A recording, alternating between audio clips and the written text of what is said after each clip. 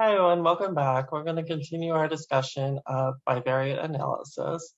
Another one of the more common approaches to bivariate analysis is analysis of variance, or ANOVA. And really, ANOVA is an extension of the t-test in terms of having a dependent variable that is either interval or ratio scale, and having an independent variable that is categorical. Really, the core difference in the choice of ANOVA versus a t-test is that there are three or more categories represented by your independent variable.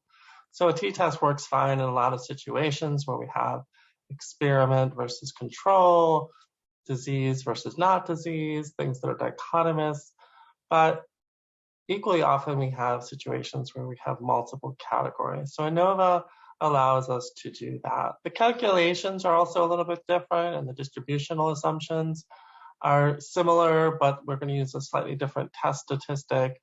So this is an important tool in your toolkit, just like chi-square tests and t-tests and correlation for doing bivariate analysis. It's important to note there still are only two variables involved. When I say three or more categories, that means that the categorical variable, which is our independent variable, has three or four or five or six categories, not that there are multiple variables. We will talk briefly about situations where we have multiple variables next week, but ANOVA is strictly two variables. The test statistic for ANOVA is called the F statistic, and not surprisingly, this is based on an F distribution, and it has a separate lookup table. At this point, we've had enough practice with looking things up in a table, and the way we look things up in an ANOVA table is a little more complicated than in a t-test, but the principles are the same, that there's going to be a critical value that we obtain from an ANOVA table, and we can use that to determine whether a result is statistically significant. We can also let our computers do it, which is what we will do for the bulk of the rest of the course. So ANOVA, the levels of measurement, the dependent variable is, as I said, interval or ratio level, same exact criteria as an independent sample t-test. The independent variable is nominal or categorical, and some examples, race, ethnicity, would often have multiple categories. We could have things like normal weight, overweight, obese, which is more of an ordinal measure. But as long as there's relatively few categories, we could use ANOVA in those kinds of situations with an ordinal variable. But normally we would have a purely categorical variable, which could be something like treatment A versus treatment B versus, say, a control group. Okay, so in the t-test example, we would often have drug against placebo or treatment 1 versus treatment 2. ANOVA allows for multiple treatment levels. And as we'll see, we can also consider multiple factors in the case of two-way ANOVA, but we're going to focus on performing what we call one-way ANOVA, where we have one independent variable. So the null hypothesis, not surprisingly, for an ANOVA is that all group means are equal. If you recall from the t-test, we said that the two group means were equal, but we can express the null hypothesis for ANOVA that the mean of one sample or one population is the same as the second, the same as the third, the same as the fourth. What's important to note here is we're not specifying which pair of means are different. And it's tempting when we look at ANOVA results, and especially the calculated means, to say, well, it's this mean versus this mean that's driving the difference. But it's really a global test across all of the groups in terms of the statistical test. There are ways to address questions about specific pairs of means once you perform the global test. We're not going to get into depth into that, but it is important to note that when you test an ANOVA, it's for the overall difference in these means. And it really is that at least one of the means is not equal. So would be the alternative hypothesis, that at least one of those pairs, depending on the number of categories in your categorical variables, are different.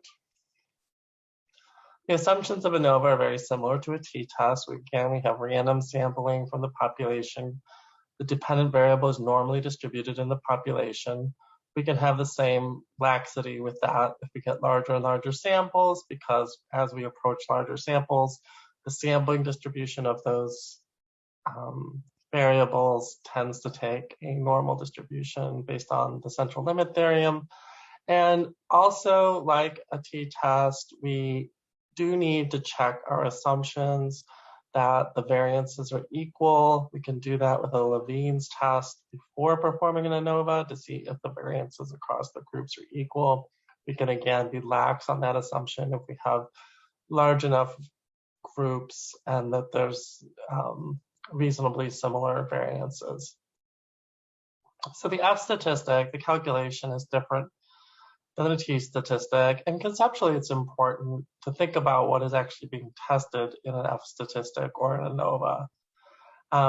It's also known as the F ratio because it contrasts the between group variance. How much are the groups varying between the different groups? How much are the means bouncing around? And how much variance is there within each group? So really it's a comparison of how much difference there is between groups, differences between the groups relative to its grand mean or its combined mean, and how much is within group variance, individual differences among people in the groups relative to the group mean. It's a lot easier to visualize this. So here we see 3 groups, and you can see in the between group variance, we're saying how much bouncing around is there, how much spread is there in the means of the 3 groups, and then we relate that to how much spread there is within each group. So the F statistic becomes larger when the between group variance exceeds the within group variance, which conceptually makes sense that if we're seeing bigger differences across the groups or between the groups than we see within the groups, we could say that their means are in fact different. So formally, the F statistic is calculated as the sum of squares between, which is, again, the differences across the 3 different groups, if we had 3 categories, or across 4 different groups. And we divide that sum of squares by the number of groups minus 1. And then for the denominator, we have the sum of squares within. Again, within each group, how much variability is there? And for that degrees of freedom, we have a separate degrees of freedom, n minus the number of groups. And so looking things up in a table, you actually have to look at the numerator degrees of freedom and the denominator degrees of freedom. Sounds like a pain, and it is a little bit. And certainly you wouldn't memorize values from an ANOVA table because of that quirk where you have both to consider. It's very similar, though, to a T distribution, but it does take into account the number of groups. So the computed value of F is then compared to a table, a lookup table of critical values, using the appropriate denominator and numerator, just degrees of freedom, and setting an alpha, just like we would with a t-test. And as we did with a t-test and a chi-square test, if the calculated F is greater than the table value for F, the results are considered statistically significant at that level of alpha, and the null hypothesis can be rejected. Again, the null hypothesis of ANOVA is that the means across all groups or across all categories are equal. It really only tells us whether the null hypothesis is likely to be true. It does not isolate the specific pairs or means that are significantly different from each other. Again, avoid the temptation of using an ANOVA to make a comparison between 2 specific groups. If all groups are included that are contained on your variable, we're really testing overall, is there a difference across those means? So again, it's a global test across all possible mean comparisons. There are what we call multiple comparison procedures that we can use to look at multiple tests across those groups.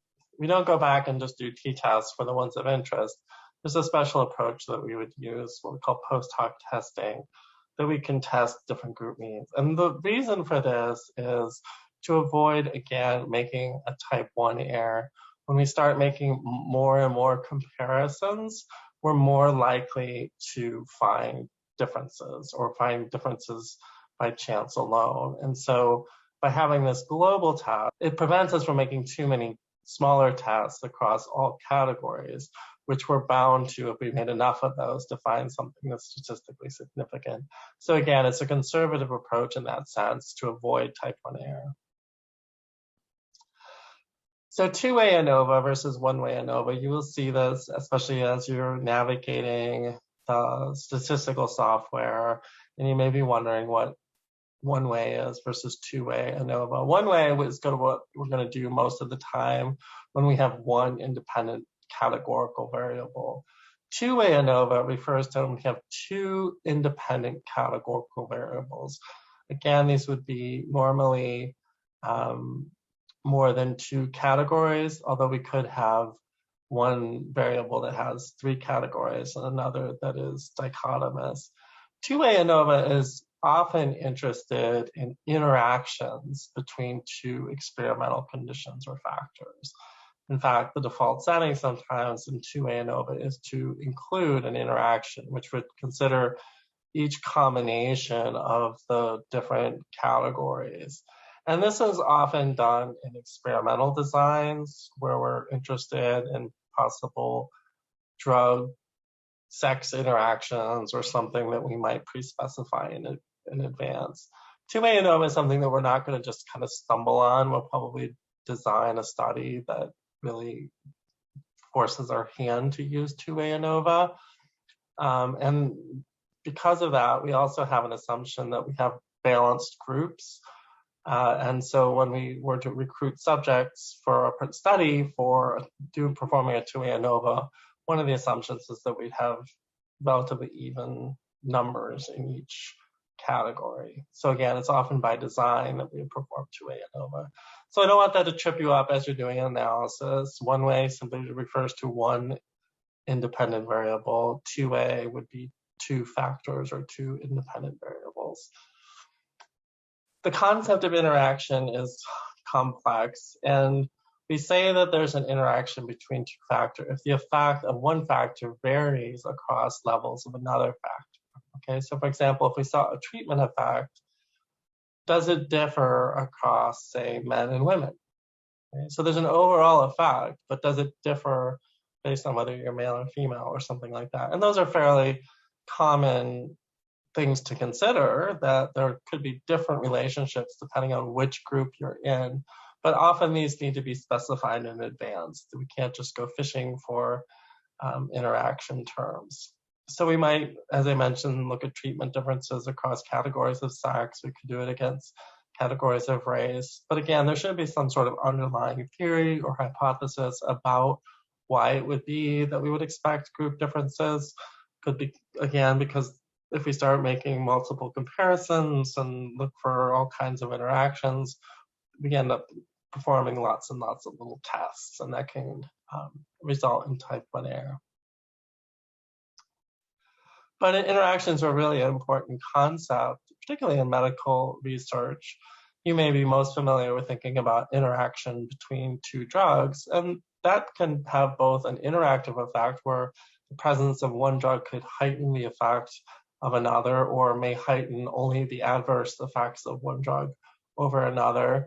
In other situations, there could be a suppression effect. So for example, when you're told not to drink grapefruit juice when you take a medication, that would be an example of a suppression type interaction where in the presence of grapefruit juice, your drug is not effective. So interaction type analyses are important, particularly in those kinds of clinical trial type settings. It's often used in other experimental conditions where there may be crossovers between different categories. So another use of ANOVA, or an extension of ANOVA, is the repeated measures ANOVA.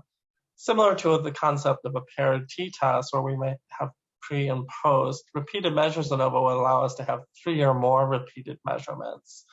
This technique has been replaced by other more advanced techniques, for the most part using general linear models. However, repeated measures as a concept is really important. We won't go into depth in this in the class, but you will hear about other variations on ANOVA, including repeated measures ANOVA.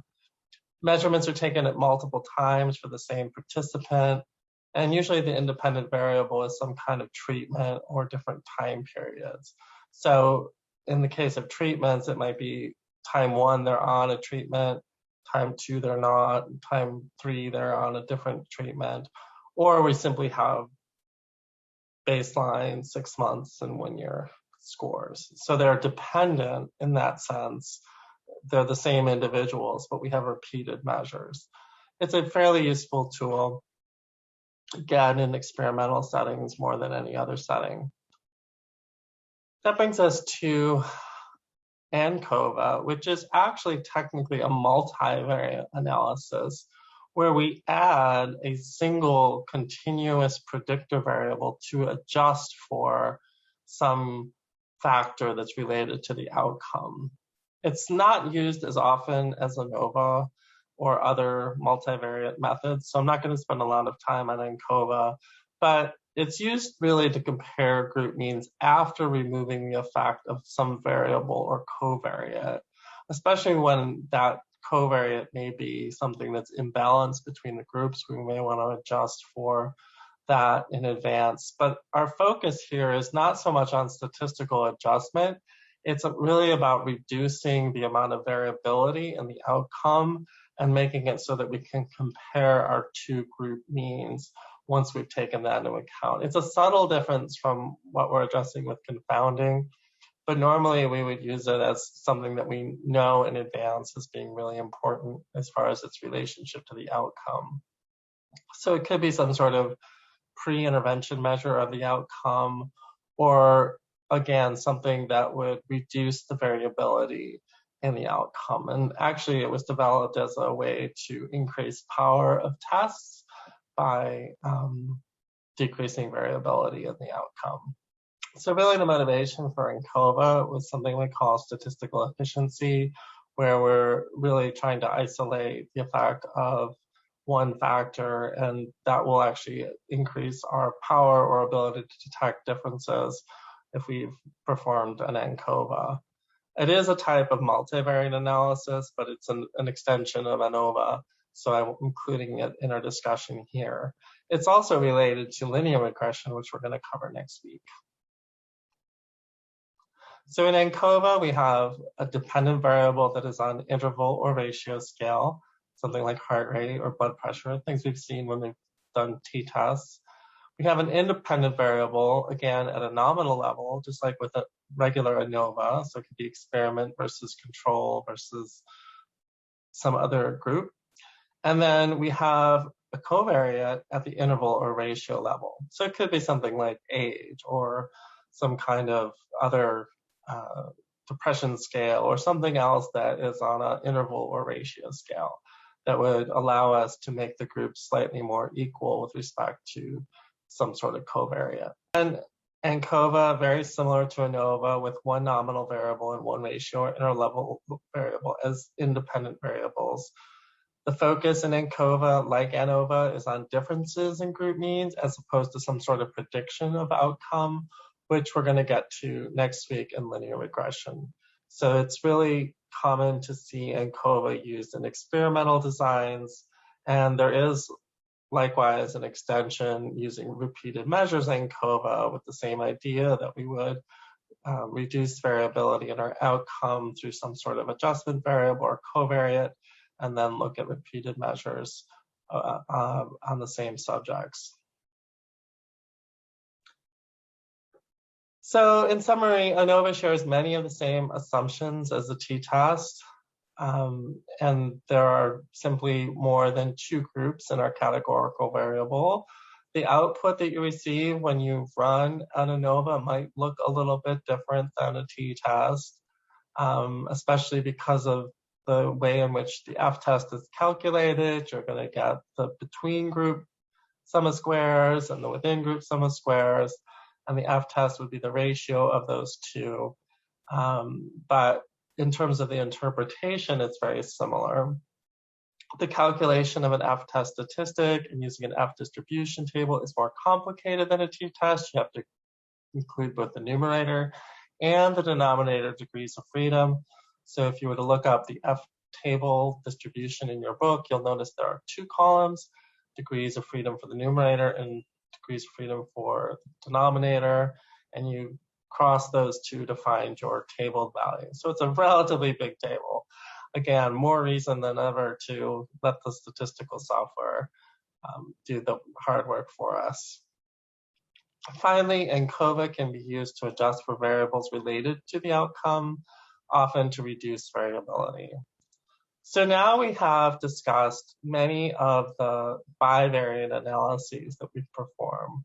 Again, just like with descriptive statistics, we may use this preliminarily to more in-depth analysis later in our study, but it's really important that we learn to do these bivariate analysis approaches before moving to more complex models. So for example, if I had categorical variables and I simply wanted to know whether there was an association between them, doing a chi-square test is a reasonable thing to do.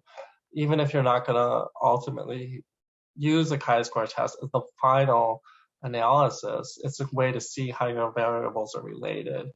Same thing with Pearson's correlation. These bivariate tests are often preliminary to doing more advanced methods or multivariate methods, which we're going to cover next week. In a purely experimental design, something like an ANOVA might be all we need because we've randomized and we don't have to deal with confounding and tons of other adjustment factors. Then our analysis plan can be a little more simple. But next week, we're going to leap into multivariate analysis, starting with simple linear regression, which is actually a form of bivariate analysis, and moving towards multiple linear regression, which is multivariate analysis. So get some practice doing this for your independent projects. You can run different tests. Again, the main thing you're going to want to consider is the level of measurement being appropriate to the task that you're performing. If you need guidance on that, I recommend that you look at the tutorials on how to perform ANOVA, how to perform a t-test, and make sure that you're using the appropriate levels of measurement for the test. Again, it's okay to use some of these bivariate tools to explore associations between variables, but in terms of performing final statistical tests, we should do this in a limited way to avoid making too many comparisons and making potentially a type 1 error by simply making lots of comparisons. So in the exploratory stage, or when we're just looking at associations, we can do so without necessarily reporting out p-values or to make a formal claim about an association. Often we're going to say, well, which is going to be the final test that we perform to determine whether the evidence supports our research hypothesis or not. And so we want to kind of save that until the end of our study when we do a multivariate analysis. That's all I have for today and this week. It's a little bit lighter week because of you're doing the independent projects. So I recommend getting as much hands-on practice as you can using these different statistical techniques. And hopefully they'll make you much more confident in choosing one test over another based on practice and based on understanding of the levels of measurement. So have a great week. We'll talk to you soon. Bye-bye.